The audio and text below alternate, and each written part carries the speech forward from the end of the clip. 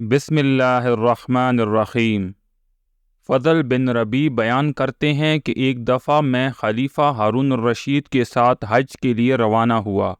واپسی پر جب ہمارا گزر کوفہ سے ہوا تو میں نے دیکھا کہ بہلول دانا ایک جگہ کھڑے ہو کر بلند آواز سے چیخ رہا ہے۔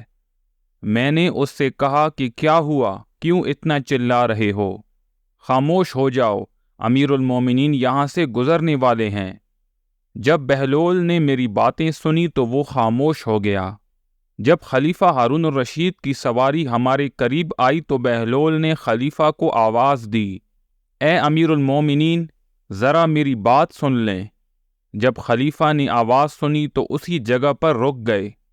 بہلول دانا نے فرمایا، اے امیر المومنین، مجھے ایمن بن نائل نے ایک حدیث سنائی ہے کہ حضرت قدامہ بن عبداللہ عامری فرماتے ہیں کہ میں نے آپ صلی اللہ علیہ وآلہ وسلم کو وادی منا میں دیکھا ہے کہ آپ صلی اللہ علیہ وآلہ وسلم ایک سادہ سے کجاوے میں تشریف فرما تھے، اور وہاں نہ مارنا تھا، نہ ادھر ادھر ہٹانا تھا، اور نہ ہی کہ ایک طرف ہو جاؤ۔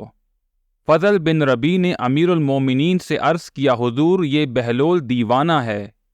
امیر المومنین فرمانے لگے، میں ان کو جانتا ہوں۔ فرمایا، اے بہلول، مجھے کچھ نصیحت کرو۔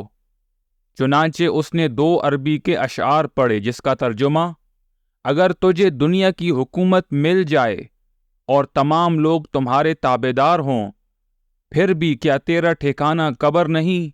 تیرے مرنے کے بعد لوگ باری باری تیری قبر پر مٹی ڈالیں گے۔ خلیفہ نے جب یہ ساری باتیں سنی تو فرمایا، اے بہلول، بے شک تم حق بات کو سمجھ گئے ہو، مجھے کچھ اور بھی نصیحت فرمائیے۔ بہلول نے فرمایا، اے امیر المومنین، اللہ تعالیٰ نے جس کو حسن و جمال دیا اور مال و دولت سے نوازا، اور پھر اس شخص نے خود کو گناہوں سے محفوظ رکھا اور اپنے مال سے اللہ کے راستے میں خرچ کیا، تو ان کا نام نیک لوگوں میں لکھ دیا جاتا ہے۔ فضل بن ربیع فرماتے ہیں کہ جب بہلول اور خلیفہ کی باتیں ہو رہی تھیں، خلیفہ سمجھے کہ شاید بہلول کچھ مال وغیرہ طلب کر رہا ہے۔ خلیفہ بہلول سے کہنے لگے، اے بہلول، اگر تمہارے اوپر کسی کا قرض ہو تو وہ میں ادا کر دیتا ہوں۔ بہلول کہنے لگا، اے امیر المومنین، ایسا ہرگز مت کرنا۔ کیا تو قرض کو قرض کے بدلے ادا کرنا چاہتا ہے؟ تو جا، حقدار کو اپنا حق ادا کر، اور سب سے پہلے اپنی نفس کا حق ادا کر، کیونکہ تیرے پاس صرف ایک زندگی ہے۔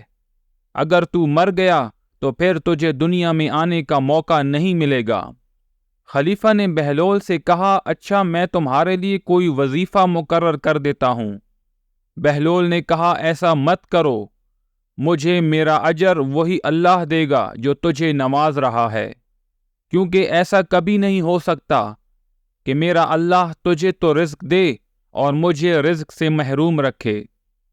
یہ کہنے کے بعد وہ وہاں سے چلا گیا، لیکن جاتے جاتے وہ یہ اشعار پڑھتا گیا، میں نے اللہ پر بھروسہ کیا اور اس کے سوا کسی سے امید نہیں رکھتا۔ لوگوں کے پاس رزق نہیں، بلکہ رزق کے خزانے تو صرف اللہ تعالیٰ کے پاس ہیں۔ امید ہے آج کی ویڈیو آپ لوگوں کو پسند آئی ہوگی۔ مزید ویڈیوز کے لیے میرے چینل کو سبسکرائب کریں۔ السلام علیکم ورحمۃ اللہ وبرکاتہ۔